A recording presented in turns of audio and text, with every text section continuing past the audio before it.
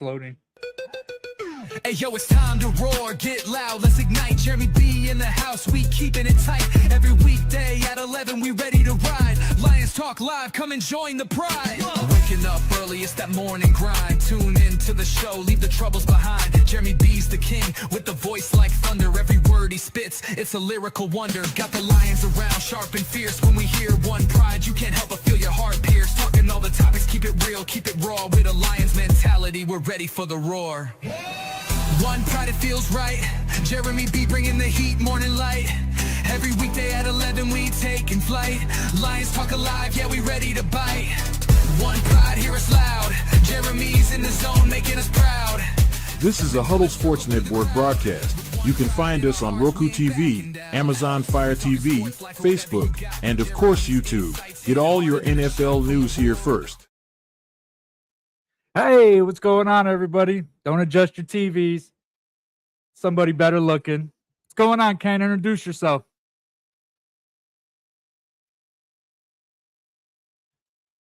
Can't hear you, brother. There we go. They know me, man. I pop on here enough. Hell, they all just came for the morning show. Yeah, I know. I was catching it before we got on here, but hey, good morning, everybody. Nick, if I miss you. Going on, W Vogs. So what's going on? First off, let me say this. Kyra Braxton passed away this morning or last night. Detroit Shock, 2-time champion, 43, very young. I don't know if Jeremy covered it. Rondell Moore committed suicide. Sad to hear, man.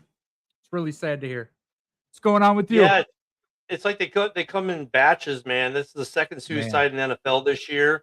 And people are going to say, oh, it's CTE, CTE. It doesn't have to be CTE. Obviously, the kid's career didn't go the way he wanted, but he was still doing okay. But you never know what's going on in someone's head. It's just sad to see someone take a permanent solution to a temporary problem. And I know Hollywood Brown tried to counsel the kid, tried to help the kid. And Hollywood Brown's a pretty resilient player in his own. I mean, you've seen his career. He's a pretty resilient cat himself. Yeah, that's sad news. And then another athlete dying. This one though, just not because of anything athletic with an accident, but still sad. And what's sad is like the media just flashes right over him, unless they're like some Hollywood starlet. They don't care. Yeah. And as a veteran with 22 a day being a real thing for my community, I can get it because they don't care that 22 vets a day kill themselves. It's never in the news. And an NFL player kills himself by suicide, and no one cared. And ESPN barely gave it a second. And it's like, there's issues with these athletes, and people don't understand, like, these guys live in a different world to a certain degree, but their issues may not be our issues, but they're issues to them nonetheless, and they need to be addressed. And this kid had some psychological issues because his career wasn't going the way he wanted. Yeah, he got the big contract, but there were other things not going well with it, and it created depression, and that needs to be treated. And people just need to actually maybe when the guy says something, do something. And and kudos to Hollywood Brown for being there for the kid and trying. Yeah. It's just sad. And yeah, another athlete killed by a drunk driver, right? Because that's how she died, right? Was a drunk driving accident. I thought it wasn't released when I looked, but that might have been it. You might be right.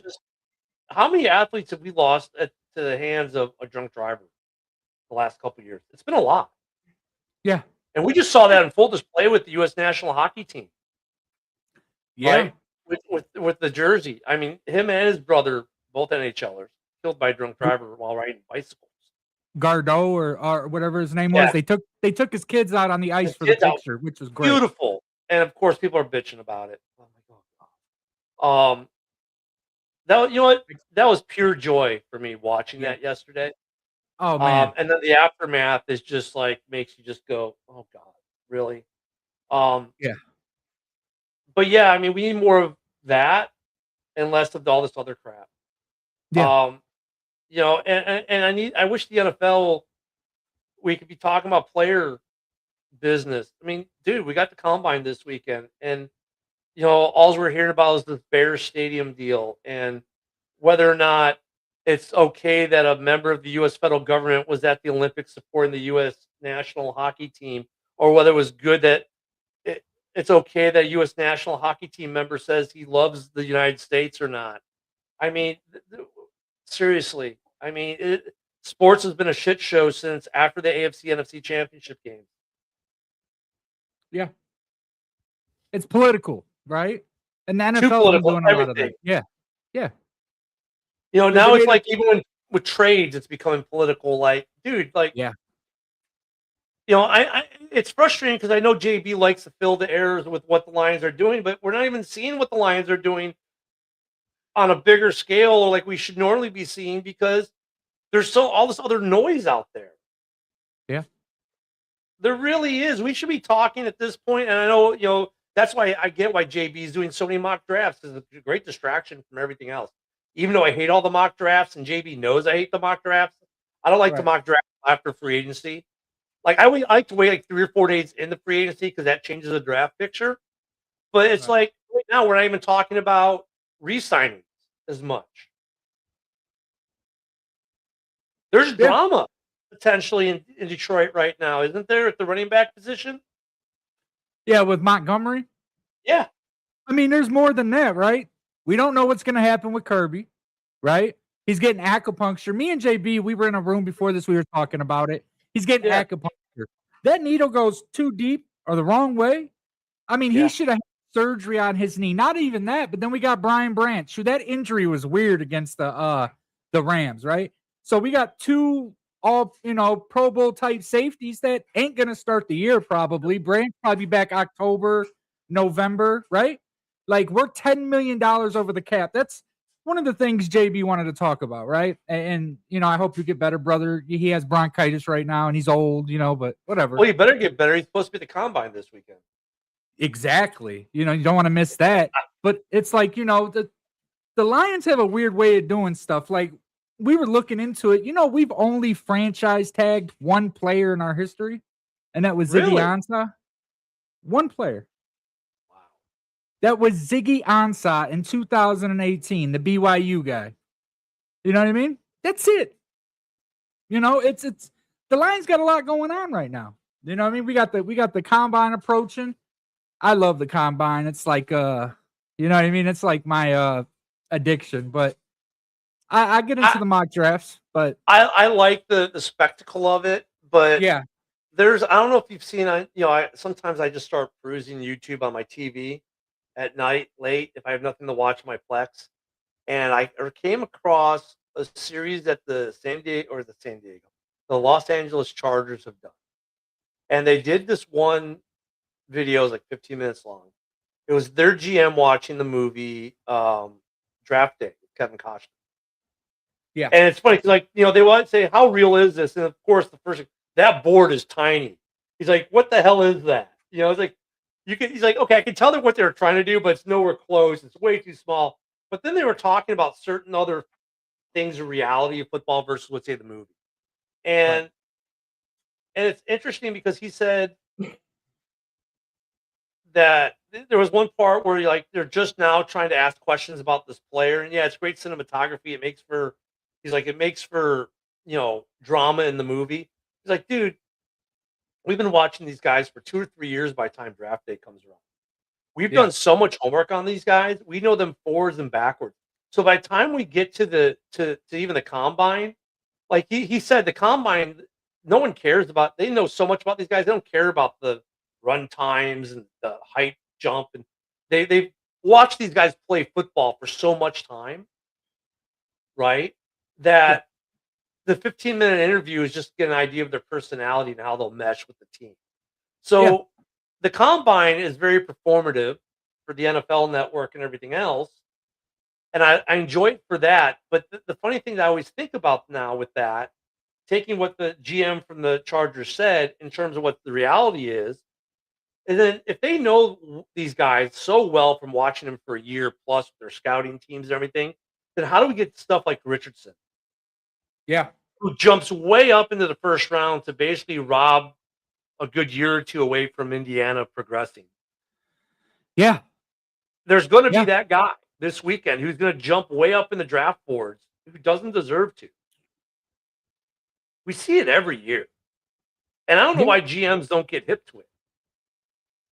Because every year it's the same thing. Like it's the definition of stupidity. Doing the same thing over and over again but expecting a different result. We've seen it opposite Seattle, and I always mess up his last name, but Nick Manuori or whatever his name was in the second round. You know what I'm talking about? Had a great rookie year, right? So we get into the Rondell Moore side, and exactly what you're talking about. I didn't play professional; I played college, but the stresses that are on the men, especially at that level, I could only fathom. But like when it comes down, field speed and running a 40-yard dash are two different things, right? Yeah. Watching these guys in perfect conditions with no pads, no defenders, doesn't tell you how good their game skills is. I mean, dude, like they could throw me and you out there and well, we're old now, or at least I am. Yeah. But we could probably look pretty decent too. I mean, but you put pads on us and get us hit and having to bump off guys. It's a whole nother ball game. It's a whole nother ball game. I mean, look at Kyle Monangai is a great example. 7th round pick who, wow, right? Everyone in the league's like, okay, well, this guy is a good running back. Yet he was a 7th round pick. So the combine didn't do anything for you because you didn't invite him. I mean, it's just like the combine is a great performance art for the NFL to showcase new players that are going to come into the league. The problem is you always get this Richardson type of player who jumps way up in the draft because he does a great workout. Great. And a team suffers for it. I mean, it's exciting. And look at a lot of deals are going to happen this weekend. They could happen. I should say they could happen this weekend. It's where a lot of deals happen. Trades happen. Or discussions that turn into trades start this weekend. But like when the Bears had the number 1, like we all knew we were taking Caleb.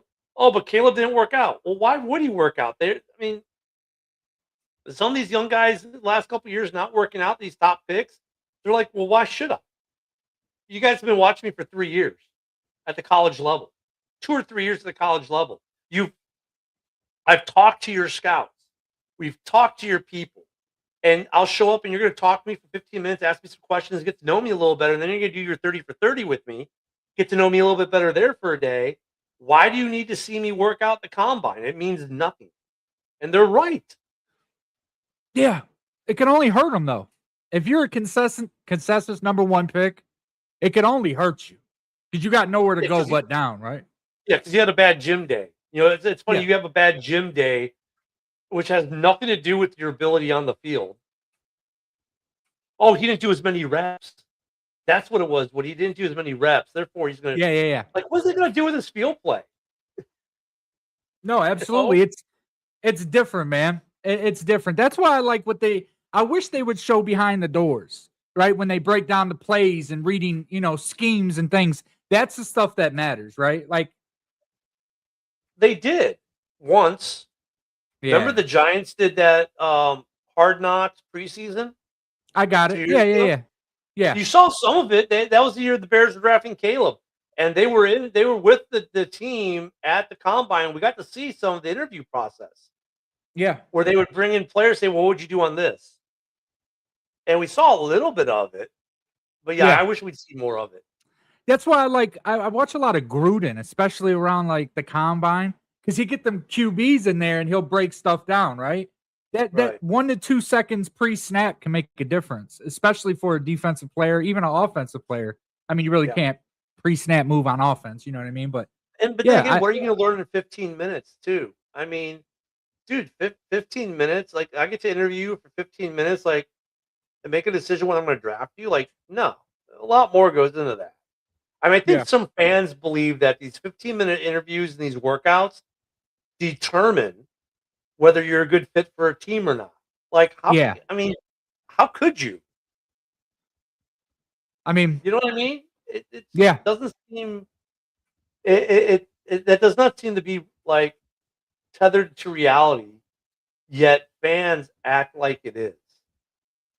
So I had a coach at the last time I ever played, high level coach, Mr. Amstutz, and he told me, we called him Coach A, Toledo, historic coach, won MAC championship 2004. He told me, at that level and higher, everybody's talented. You know what I mean? And he said he would rather have a guy who's going to work his ass off than a freak athlete, right? And that's really what you want to know. If you're going to be dedicated, if you're not going to crash your car drunk, if you're not going to get a domestic violence, I mean, it goes beyond that. Are you going to eat good? Not only are you going to go out at 3:00 in the morning, are you going to take your teammates with you? Because you might be able to perform, but they might not be able to perform hungover, So there's so many things that go into it. Well, and JB's comment there, right? Here's a play. How if the defense was this, what would you do? I mean, there's classroom smart and there's field smart. Yes. Being able to look at a whiteboard and say, "Oh, if I see this, I'm going to that," is very different than being on the field of play and do. Yeah. Well, these coordinators, especially in the NFL, like college is good too. I don't even want to take away from that, but they do a really good job at disguising, especially at the higher levels. And that's most of it too. You're good coordinators. I mean, look at Mike McDonald. He came from Michigan. He went to Seattle, did a great job. I mean, Vrabel was in his first year. Mike McDonald was in his second. That's who played in the NFL. I think Denver would have played instead of New England, but that doesn't matter. But yeah, you're 100% right, bro. And that goes on to the on-field speed, right? You're right. You look at a whiteboard, you see an X, you see an O, you see the formation, you yell it out. I mean, at that level, that everyone should be able to do that. Everybody. My kid can do that. Yeah. You know why he can do that? He plays Madden. Anyone who plays Madden can do that. You know? I mean, what's going to be interesting for me is that when you look at the Bears and the Lions specifically, right? Like if I look at the Lions, they're obviously going to be looking to the trenches. What's the interview with an offensive lineman? That's what I want to know. Like what's an interview? What's that interview process like? And what are you really going to learn about these offensive linemen at the combine you haven't already seen from them protecting their college quarterbacks? And for the Bears, we're looking for an edge. We're probably looking for some young safeties. They're going to look for some trench guys that they want to develop. The Bears aren't looking for offensive line to start this year. They're looking for people to develop, right? Yep. Those are the things that to me that are. Hey, he said, "I got to jump in here." But I mean, those are the things I'm interested in. Is like, what are the Lions going to do in terms of they need defensive backfield help, right? I want to hear the conversation with the GMs, the coaching staff with these young corners and safeties that the Lions are going to probably spend a lot of time interviewing. But don't think that the combine is going to determine that whether or not they're going to draft them. It's about that big of the piece of the pie. Yeah, the draft. I mentioned it on your show because you said it's a low hit rate. It is overall throughout the 7 rounds. An average is a 32% hit rate. Yeah. So anybody that gets more than 3 starters in any draft class, they're actually doing better than most of the teams in the NFL. Yep. You know who's been drafting the best over the past 4 seasons? There's 3 teams: Eagles, Lions, and Bears. Each one of them get a minimum of 4 starters out of their drafts.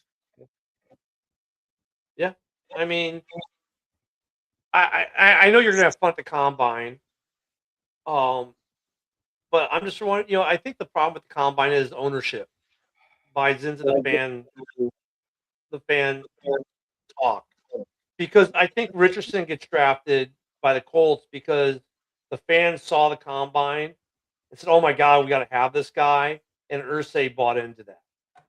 Irsay bought into the fact that he looked great at Florida, period, and then he had a decent combine on top of it. They looked at his speed and his athleticism, but not his overall QB play. If you look at his QB play, it wasn't great at Florida. And how anybody thought that after only 11 games in college that he was going to be great is stupid. Well, it's like with JJ McCarthy. Like the guy had injury issues at Michigan. What made the Vikings think he wouldn't have injury issues in the pros? It's not like you go from the college game to the professional game and your injury career history automatically resets to zero and you don't carry any of that baggage with you. You do. It's just like when I look at the draft and I'm looking at the positions that the Lions need at center. The guy I'm not touching with a 10-foot pole is Connor Lew out of Auburn. He has had both ACLs blown out in his college career. Yeah. You know what? But this is what, JB, now you know why I hate mock drafts and why I hate all the draft talk that we do. Because it's just like none of it seems to be based in reality. Like, you know, we all get sucked into at least this year I'm not hearing, this is a generational player, because we've heard that every year. Well, wait, I should bite my tongue. I'm sure someone's going to say someone's generational after the combine this weekend. Every year it's a generational player. Every year it's a can't miss. I hate when they compare these guys to other players. I know why they do it, so fans get an idea of maybe what the guy might be like. But that's what's supposed to be like, hey, JB is like John Gruden in this way. But now they want JB to be John Gruden all the time. He's not meant to be John Gruden all the time. No, he's meant to be JB. You know what I mean? And just the process is so. I mean, look at it. It's done for the fans. It's done for the NFL to make money. What did the teams really get out of the combine this weekend, JB? They get a chance to see the people's athleticism. There's certain things you really want to pay attention to more with certain positions than the other. And it's like if it's defensive end or a linebacker, you want to pay more attention to the 10 and 20 yard splits, because how often are they running a 40? Yeah, you know, they're not. I mean, that's being realistic. Now, 40 time means a lot more to cornerback, wide receiver, and running back. Yeah, but you know what, JB? I think if you're going to do the 40, let's change it. They need to make a change to the 40. They need to run that shit in pads. Full battle rap. Yeah. Helmet, pads, the whole 9 yards. If nothing else, they don't have to have the leg pads, but at least have them in shoulder pads and everything. An actual run. Everything. Have them in everything, because placement of pads, weight of pads, everything contributes. An ounce makes a difference. Have them run it in everything. That's how you're going to finally get their true 40. And that even then is not really a true 40, because that's a true untouched 40. Right? They should run a 40 twice. Once in full battle rattle, just go. Another time, not with that little special stance they do and all that. No, how they be lined up on the field and go, and maybe get some contact from a pad in there or something. Like, let's make it more realistic. In the Army, we have a saying, we train as we fight. But the NFL Combine, you don't train as you fight. They train in a way that will never be seen on the field. What now? They literally have clinics across the country that train them specifically for the Combine and the Pajama Olympics. Yeah. Right. That's what I'm saying. Like, in the Combine, you train as you'll never fight. And based off that training as you'll never fight, a team is going to make a huge financial decision on you. I think it's bad. The other thing that means a lot, because it shows change of direction, is like the shuttle drill. That's something that actually matters, because that shows how well somebody's hips swivel. There's the one for the defensive ends where they have that weird 3-cone drill they do, which shows like them trying to get around somebody and then rushing through. Those are important. Yeah, but JB, though, with all the game tape you have on these guys, aren't you already getting that? Don't you already know how good they can get around guys and twist the hips and move by watching them do it in games? Well, and also we've seen it take out people making these moves at the Combine, because guess what? When they were injury prone in college, sometimes they don't even make it through the end of the Combine without being injured. Thank you, Nick. Appreciate it. Nick. You know, with the 40 and certain things. One of us is better than him. the initial explosiveness, if I said anything, is what you really need to see at the combine, right? I mean, you see that on TV, but seeing it on person can be a little bit different too, right? The 40-yard dash, the 4 second don't matter. The 0.57 does, right? That explode, how they get off the line. Like even on that 40, I would say put a receiver on the route and see, have a preconceived route on the TV and everyone knows except for the defensive guy, and see how he reacts to it. See how them hips do swivel. See how his feet, what he watches, his instincts in person. Like instead of just run a straight line and you're the guy, right? Like change it up a little bit. When it comes to that, when they go to the actual workouts, when the quarterbacks are working out with the wide receivers and they put a corner out there at them, you want to look at the guys that the wide receivers get separation on. Because if they're getting separation on them there, they'll get separation on them later in pads. Because if they can't keep up with no pads on, how the hell are they going to keep up with pads? But I mean, the problem with the combine, here's where the combine fails us every year. And we see it in the draft every year. And yes, the combine does fail us every year. You see it in these guys who don't get invited and get picked in the 5th, 6th, 7th round. Your Kyle Manon guys. And some of your wide receivers, your Adam Thielens of the world, your undrafted free agent rookies. Every year there's a couple that get in the league that get in and have phenomenal seasons off the rip. And the combine fails teams in that way because A, some of these players aren't even invited. B, the combine doesn't showcase their talents appropriately enough. Now they do another combine next week that isn't even televised, and I wish they would. And that's the one for Division 2 and 3 players, the ones that don't get invited to the main combine. I wish they'd show that. Yeah, I mean, you look at the combine's great for the NFL Network. It's great for the NFL. It's great for Rich Eisen to raise money for St. Jude's. That's all great, fine and dandy. But what's going to happen? And I hate this. Next week we're going to get Lions fans, Bears fans, football fans in general. My team needs to draft this guy. Did you see his combine workout? And for me, the biggest thing for offensive linemen, and half of them don't do it anymore, the bench press. Well, and let's be real. I mean, how many guys, and I say this understanding that Ozzie Trapillo started the big bulk of the season for the Bears this year. And that my right tackle has started since day one after we drafted. But with offensive linemen in particular, and we can say this about defensive linemen too, actually, you don't see the fruits of your draft labor in these guys for 2 to 3 years.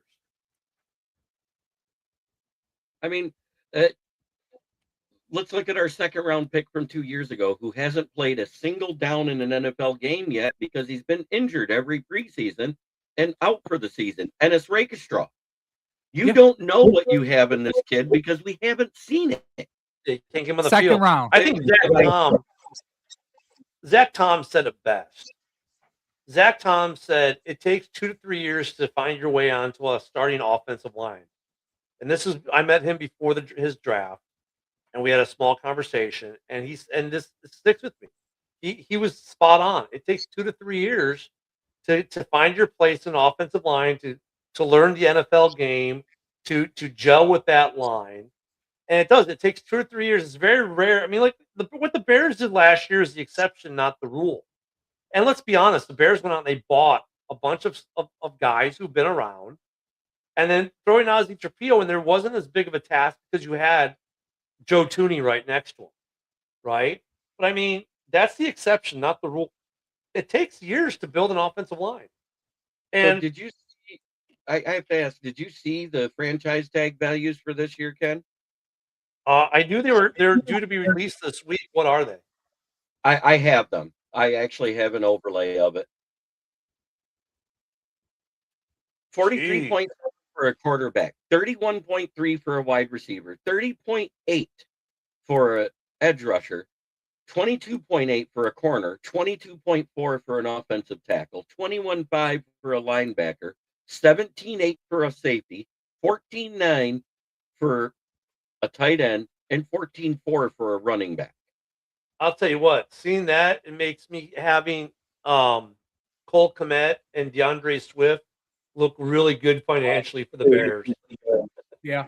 And just like Jahmyr Gibbs and David Montgomery, we don't know what's going on with him because he has said in interviews lately that he wants to be here. That end of the season presser, way Brad Holmes talked, he doesn't know if he'll be here, and I think that comes down to money. But he's not that expensive in the first place.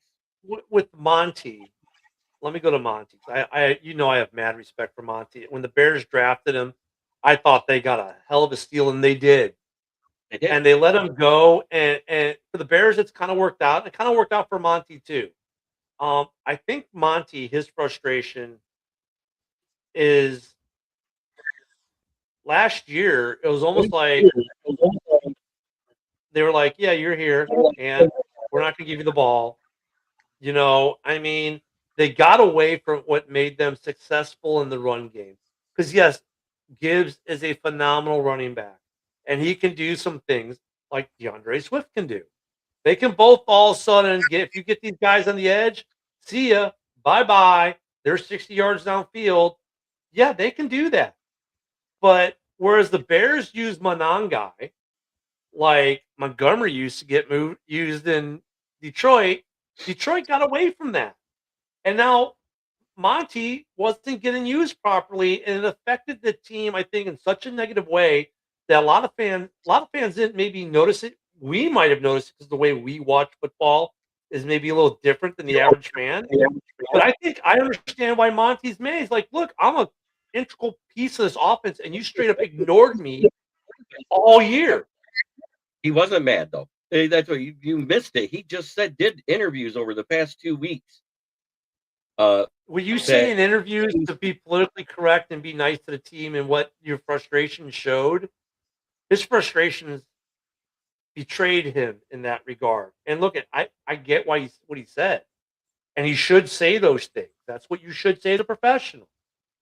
But honestly, I could see why Monty would want to seek other pastures because it's more of an indictment on the offensive coordination last year. And I think it's more of an offensive line that was atrocious. You look at it, the year before, we were creating 4 yards of separation before anybody got contacted in the run game. This year, it was 3/4 of a yard. But Monty is so huge. When Monty was with the Bears, they were getting penetration. He was getting hit behind the line more than any other running back in the league when he was at the Bears.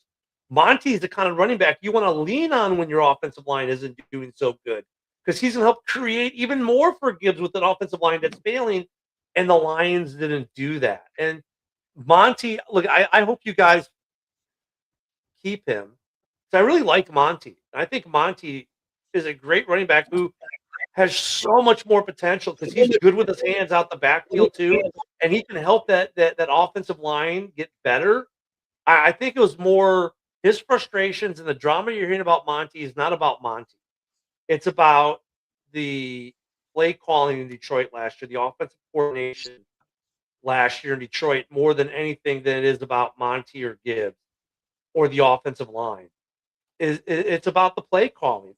Monty is a guy who doesn't need a spectacular offensive line. He proved that in Chicago. That's why you guys spent the money on him. Oh, that. Yeah, don't even get me started on that. I mean, you know what, though? I'll say this. Kudos to the state of Indiana for putting political parties aside. Yeah. Kudos to the state of Indiana for putting their political parties aside and realizing that an NFL franchise in Northwest Indiana would be a massive economic boom with paying for infrastructure, giving the Bears the tax they want, and $2 billion and the land. They get it. I get why the Bears might be moving, and I totally agree with them. Do I agree with them keeping the Bears name and keeping it as the Chicago Bears in Indiana? Absolutely not. I think it should be rebranded. Why? And why? I just think it's time for a rebrand. But why would you change the team name? I'd do something like this. No. Why would you change the team name? Because they're moving 30 That miles logo away. better than the toilet seat. I mean, think about it. But think about it, dude. You're moving 30 miles. If you go to Indiana, you're moving 30 miles away from your current stadium. Why would you rename the team? I mean, Hammond Grizzlies, that look kind of cool. But why Feels would like you a change the name? WNBA logo. I mean, you know, why would you change any of your branding? You don't have to. You're 30 miles away. It's not like you're moving from Chicago to Orlando. You know what I mean? Or it's not like you're going from Chicago to I don't know, Des Moines. You know, you're moving 30 miles away. It's actually closer than to Soldier Field I heard than that they Arlington put Heights. their hat in the ring on you guys. Did I hear that right? That Iowa actually threw their hat in the ring at the one? Yeah, they did. They did. For the Bears.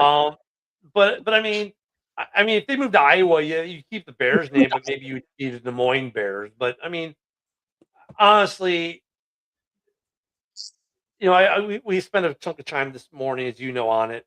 Look, at the state of Illinois was given 3 years of mutual exclusivity to get this done, and the Bears set a low friggin' bar. Do your job as a state, do the infrastructure in the surrounding areas, and we'll pay $9 million a year in tax, which is the highest tax rate in the NFL, which the Rams pay, which is still 3 times more than the Cubs pay for Wrigley, 3 times more than they pay for the UC, 3 times more than they pay for USL. In fact, it'd be as much money for just the Bears as all 3 other stadiums in Chicago combined. And you know what? Do us right. And Illinois for 3 years said, you're not a priority. We don't have time for you. And so I don't blame the Bears, and I hope they do move to Indiana because I think it's a better situation financially and business-wise for the team. And they should be the name, should still be Chicago Bears. And then you know what's gonna be funny? The state of Illinois, as stupid as it is gonna turn around and sue the Chicago Bears over the naming rights, which they've trademarked forever ago, and try to take the name away and just show just how stupid they are. And I love my Bears, as you know, and I love the organization. And I used to love the state of Illinois. I thought I'd retire there. I want this stadium stuff to be done so the Bears can start. And look, I know Ryan Poles and the team. They're looking at the players, but I want the stadium thing to be done with the Bears so we can stop talking about it and they can. It is a distraction. You know, I mean, I don't think it's distracting Poles from his job this weekend, but it's an organizational distraction, and they just need to. Dude, 3 years we've owned the property in Arlington Heights, and we haven't even broke ground yet. And Highmark is opening this season. Think about that for a moment. You know, the Raiders have already. You know, it's just. I want to get talking Bears football, and the Bears. In this division, the Bears and the Lions, we're all in this window right now where we should see some great football in our division with all these teams. And I hate that we're being sidetracked by the politics and of football with stadiums instead of talking about what these teams are going to do this year when the worst team in our division was 9-8. The difference between second place and last place was literally a half a game. You know, this division should be a celebration of football. And right now it's Monty controversy, it's Bear Stadium controversy, J.J. McCarthy controversy, and I don't know what's going on in Green Bay. But, you know, it's just. Well, you know, Green Bay is going through what we went through last year. All the coordinator change. People, you know, we don't hear the Packers fans talking about it as much. But they lost just as much in coaching as we did last season. Yeah, I mean, and they were last year coming in last year. We were all, remember last year, JB. We're saying the Packers are the most stable team in the lot. And you know what? This year, I'd like to be able to say the Bears are the most stable team of the lot. Unfortunately, we got the stadium thing that's making it not so. And yeah, you know, and to your comment, Mayor Johnson is not even part of the problem anymore. They've been excluded from the stadium talk for a year now. Isn't it mostly the governor and the governor House? It's the Yeah. governor, yeah, which maybe Mayor Johnson has some influence with his battle buddy. But I mean, they got the Bears were like, we're going to Arlington Heights, and that was like before the playoffs started. They said Arlington Heights. Chicago was out. Yeah, there's a lot of I'm gonna take my ball and go home type of stuff going on in Illinois right now with political leadership. Put it that way. Mayor Johnson is part of the Yeah. problem, yes, but Governor Pritzker is the bigger part of the problem. And people say, well, we need to protect the taxpayer dollar by losing hundreds of millions of dollars a year in taxable revenue. Yeah. So Yeah, that's almost like that stupid mayor out in New York City that says, "Oh, we need to tax the rich more." Mandami. Yeah. and now you have to have 2 forms of ID to shovel snow. Yeah. Right. All right. Look, here's the simple truth, right? But- I'm 6 but he foot doesn't 7, want 200 and People to show ID to vote. Yeah. look, I'm 6 foot 7, 290 pounds. I wish they had a walk on for the offensive line. I would do it. Plus, I play tight end, right? I'd fucking do it. I swear to God. Why not? I don't know. Don't I they was gonna still- take don't off they- my shirt, but Well, you know, it's Don't they funny. still do open? Don't Didn't teams still do open workouts? huh? I thought teams still do open workouts. I think no, not really. Not like they used to. That kind of went away like in 2000. I think the last one that I remember, and I actually took part in, was in '90 when Houston moved to Tennessee, and they were still the Oilers that first year, if you remember right, before the Houston sued Yeah. for the naming rights. Yeah. I actually was living in Tennessee at the time. That was '96, right? Yeah, Yeah, right that was around there. 96. Because I was at Fort Campbell. Yeah, so yeah, 96. I ran a 4.640 then. So You I know wasn't what's funny fast, about but I Houston? wasn't. You know what's funny about Houston suing for the naming rights and they never used the name? That Right. is funny. I mean, they never used the name. Did they win that case? Is that why Yeah, they they won changed the the name case. of the That's why it Titans? has to be changed. I mean, but that like them suing for the naming rights, that makes sense. You're going from Houston to Tennessee, states away. The Bears situation doesn't make sense because you're still in the metropolitan area where most of the people that live in Hammond work in Illinois. I mean, their radio and TV stations are all Chicago. Hmm. So You go the to other thing, Michigan he City. mentioned it earlier, but we really didn't get into it. Oh, sorry, Michigan City, which is in I Michigan, know. We talked by the about way. All their TV and radio, Chicago. It's still the Chicago metropolitan area, even though it's 2 states away technically. So the naming rights game gets interesting. But go ahead. I'm So- sorry, JB. Go ahead. I just wanted to point that out. So, like you mentioned, we're 9.93 million over the cap. Yeah. Why haven't there been any restructures done yet? That's what I'm wondering. Why hasn't that started? Because that makes no sense that we haven't started. Now we're at the combine because we're almost at the end of the team re-signing period already. Well, no, I agree with you, JB, but here's why. Because they haven't. I think they're waiting to see what that number, the new cap number is going to be, and it hasn't been released yet. It's supposed to, Right. it should be released next week or two. We're not even right now. We're not in the re-signing period technically yet, right? Because they just did the cap number or the tag numbers. They have until Friday. Is it Friday to designate tags? Is it this Friday for tags or is it next Friday? Tomorrow. It's tomorrow at 4 No, I p.m. thought tomorrow's when it opens up for tagging. No, the tag opened up last week. Nobody's tagged anybody yet. God, we haven't heard anything. I thought the tagging. So I mean, I think that some of it because I look at the Bears are like a little bit over too. And to me, it's amazing that the Lions are over because you guys are never over. I think though that like Holmes and Poles are waiting to find out, okay, how much more am I have to play with this year? Is it 10 million, 15 million, 20 million? I think that changes your restructure because you might want to restructure St. Brown, right? And what's St. Brown's restructure number? Like 23 million or something like that they could restructure off him? It's a big I number. don't even think it's that much. I know he makes 33, if I remember right. Let me. Well, let's bring just that say for up. sake of argument, we don't need the real number here, but let's just say for sake of argument, the max restructure on Brown, for sake of argument, is 20 mil. And I know it's not that, but let's just say it is. If you're Brad Holmes, you want to see what your new cap number is before you decide how much of that 20 mil you want to restructure. Because you might not have to restructure all 20 mil. You might only have to restructure 10 mil. So, I mean, I can see the wisdom in waiting to see what the new cap number is before you start restructuring people. So I don't think you could restructure St. Brown and then a week later when the new cap number comes out, restructure him again. You know what I mean? Right. The cap number for St. Brown this year is 33.1 million. The dead cap on him is 44.2.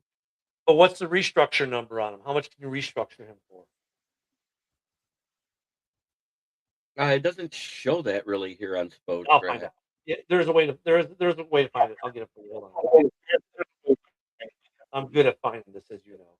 One of my rare talents. Let me go to the Lions. Restructure. St. Brown, you can save 21. You can restructure St. Brown and save 21.1 million. You can restructure Jared Goff and save 40, just over 40 million.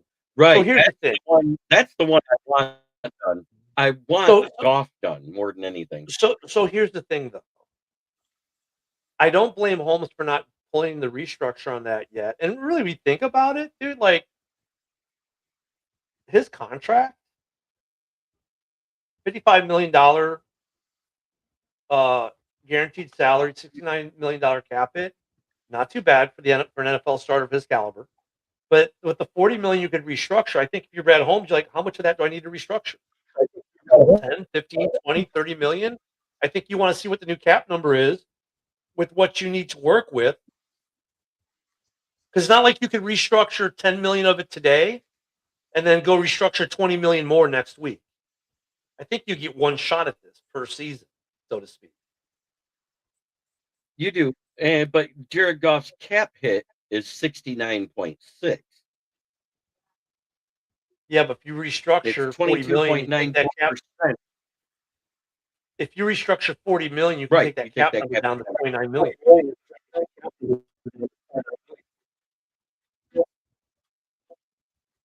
But it's at that time of the show where we do what we usually do this time. This is when Ken usually goes bye-bye. It's time to do our mock draft.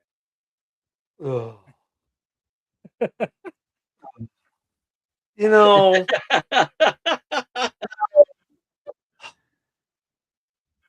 why not do Chicago and Detroit? Do them both. Do Chicago and Detroit. Fuck it. I know. I offer that. Fine. Whatever. I'm going to pick poorly for the Bears probably because, you know, but fine. I would see that. We haven't even signed. There hasn't even been a significant re-signing of a player yet. We're trying to mock them. Okay. Let me make the screen bigger so I can see who my choices are. It's just a wish list. Yep. Well, my wish list is Max Crosby, and he's not on there. Well, first off, Fred, what are you doing watching another podcast? Right. I mean, seriously, Fred, we're going to have a discussion about this.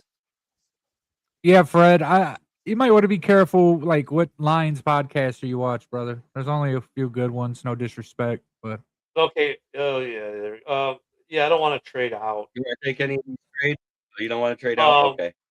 What? Yeah, I don't think I want to trade out. You need DP, safety, edge, offensive tackle, and linebacker. Let me look at I'll go with I'll go with Cannon McDonald. Yeah, I was going to say tackle.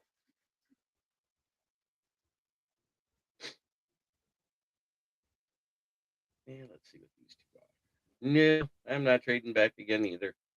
I'm going to do what I always do. There he is. I think and I think they actually got the order right. I think Brailsworth is a little better than Slaughter, but Logan Jones is who I usually take here. You said you don't No. trade. So let's go back here. Okay, edge. Our Mason Thomas, let's see what his size is. 6'2", 243. That's more of an outside linebacker than a defensive end. You want me to go to just edge, or do you want me to go safety? Let me go safety. Ken? Safety. All right, that's where I went. Looks like everything's ranked third round, but eventually somebody's got to take one in the second round because there's a lot of people. Ooh, 6'3", 201 out of Penn State, Zeki Whitley. But this is probably, in my opinion, the best center left in the draft. Kamari Ramsey out of USC. Yeah, I don't think the Bears are going to be drafting that high for F. Coleman. Let me see what you've got. Edgewise, or do you want to? Yeah, no. Let me look at linebackers. Anthony All right. Hill just went off the board too. Yep. I love Dante Anthony Lawson Hill. out of Alabama, 239. Jacob Rodriguez out of Texas Tech. 6'1". Jeremiah Trotter, which is Jeremiah Trotter's kid, Hosea Trotter. Actually, hold on a second. Pull him back. No, he's too far back. Do you Let me need see the edges corners again. Or are you still doing corners? Go back to the edge. I am. R. Mason Thomas, Danny Dennis. Yeah, pull up R. Mason Eric Thomas Moore, again. Malachi Lawrence. Pull up R. Mason again. He's there. Right there. 6'2", 243.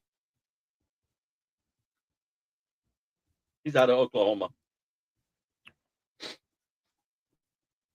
You know what? Draft him. I think they'll draft him as a linebacker and not an edge. Okay. Does that make sense? And you're gonna get your next. Same. Yeah, look here now. Kamari Ramsey is there, and Jalen Kilgore and Genesis Smith. I would go Kamari Ramsey if I was. Yeah, take Ramsey. It's actually a good pick. Yeah, take Ramsey.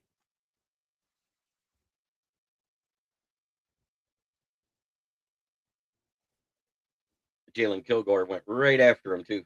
That's my guy. That's who I like. But Gabe Jacobs is gone. Anthony Lucas is pretty good. He's 6'5", 267. Isn't that the same height and weight that Hutch was coming out of college?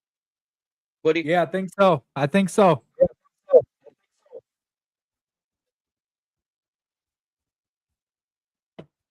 right. Hey, that's not a bad trade. Go back 2 and gain a 7th rounder. Or 6th rounder, actually. You want that one? Yeah, go ahead and take that trade. Yeah, go ahead. I did. All right. And you didn't get offered another one. You want to look at offensive tackle? Yeah.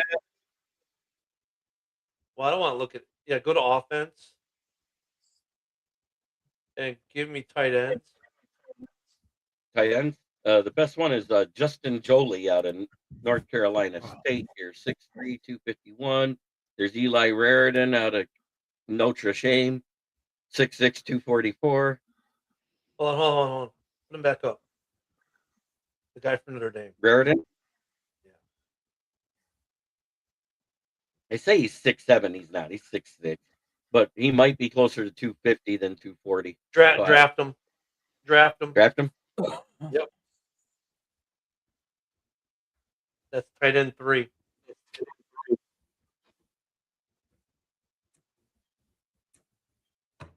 I don't know about all these guys here. Have we taken an edge yet? Let's see what we've. Yeah, we took our edge. We took all of that. You know what? I'm going to go off script a little bit. I'm going to take the most versatile lineman in this draft, Trey Zune. That fixes both guard positions. Yeah, and in fact, I'm going to go offensive. Go to OG.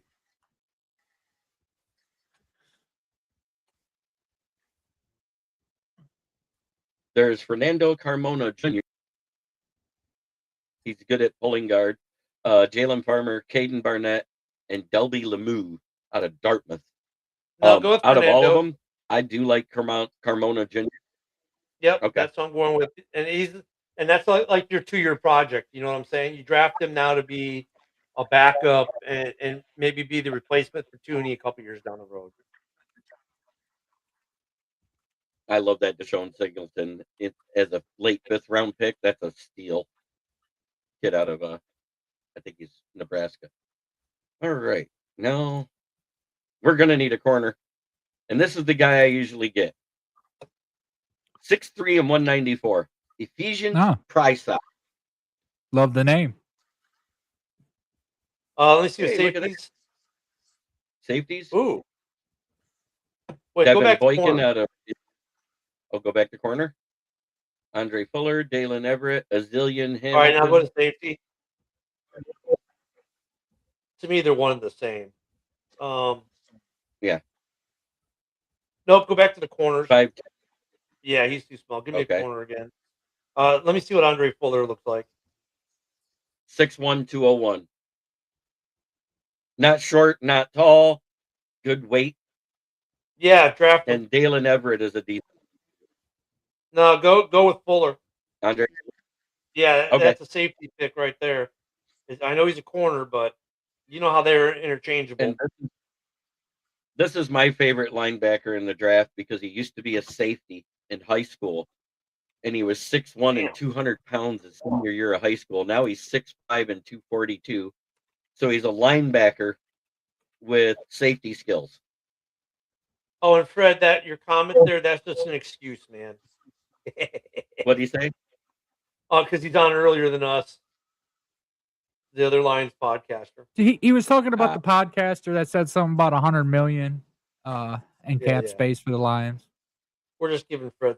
Yeah, there's a way to get it, but I doubt we do it all. We're probably going to get 20 million in cap relief on June 1st because I heard if Decker doesn't retire, they're cutting him to save 20 million on June 1st. Click on all right, up top. Let me see all players available by ranking. Oh, this kid here out of Southern Miss. I like this kid. Jamon Tapp, edge out of Southern Miss. Because you guys still got Bayesian this year, right? Yep. Give me CJ Daniels. You signed him last year to a 2-year contract. Yeah, give me CJ Daniels, wide receiver from Miami. Okay. And you got another pick. With this one, I'm going to go with Skylar Thomas from Oregon State. Okay. All right, the Chicago Bears. I'm actually going to download them so we can just look at them, and that'll be easier than trying to read it off the screen.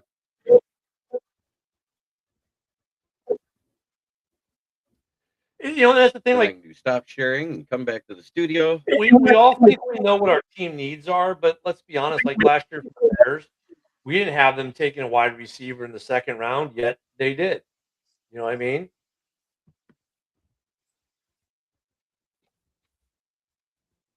Yeah, Michael. How dare those fuckers interrupt the All right, so let's bring these two up and see what we got here.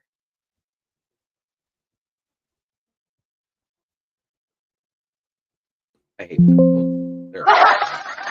That's what they'll say when they see my draft. And then I'll bring up.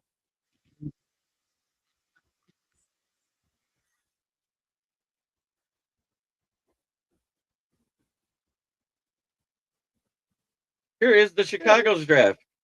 Caden McDaniel, R. Mason Thomas, Kamari Ramsey, Eli Raridan, Fernando Carmona Jr., Andre Fuller, C.J. Daniels, and Skylar Thomas. It's actually a solid, nice 8-pick draft, and you gain that extra 6th round pick to be able to get Fuller. Yeah. That's not a bad trade. No. And then here's our. I mean, you get some questions answered. Let's see. I like this. Your draft was pretty good too.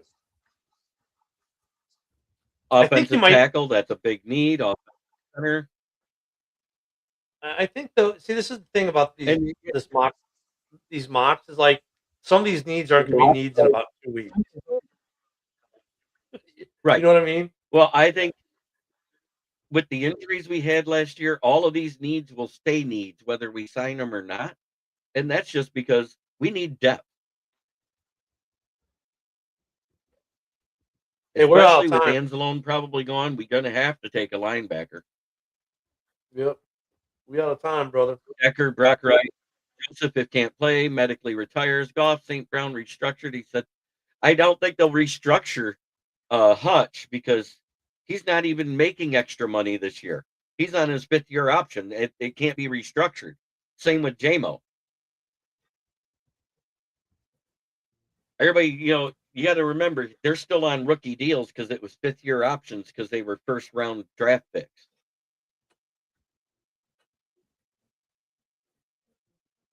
But Trey Zune, and I wrote he's the most versatile O-lineman in this draft. His freshman year, he was a left tackle. And then in the preseason, their left guard goes out for the season. So he plays left guard. The next year, the right guard gets hurt for the season. They say, hey, you want to play right guard too? He's like, sure. He did it. Then this past season, their starting center, who was a senior, the same as him, he went out for the season, and Trey Zune played center for Texas A&M this year. And he did very well at all 4 positions. So he by far is the most versatile O-lineman in this draft. He's played left tackle, left guard, right guard, and center. What more do you want? That's the type of things that Brad Holmes looked at, that and the fact of whether they're team captains or not.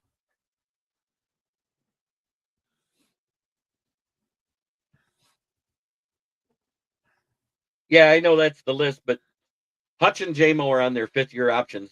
They can't restructure that because that's set by the NFL.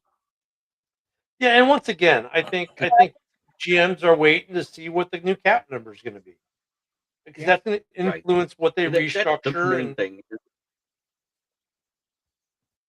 Yeah, I mean, right. Like, so we may not see anybody re-signed at all for the Lions or the Bears until they get that final cap. Yeah, it's been a weird offseason so far. Oh, that I'll agree. Well, Woody, thank you for coming in. Ken, you too. I appreciate it. I wasn't feeling 100%, but I got feeling better because the medicine finally kicked in. I was like, I can breathe for a minute. Yeah. So I said, F it, I'm coming in. And I love that comment to Michael Edwards. Look at JB coming in hurt like Willis Reed. He said it way back in the show. It was funny. All right, bro. But I want to thank everybody in the chat who watched us. I want to thank Woody again and Ken. And as always, try every day to be a better person than you were the day before. It's the only way to make the world a better place. Stop looking at it as left wing and right wing and get back to where we are an American public so we can take control back. Yep. Have a great day, everybody.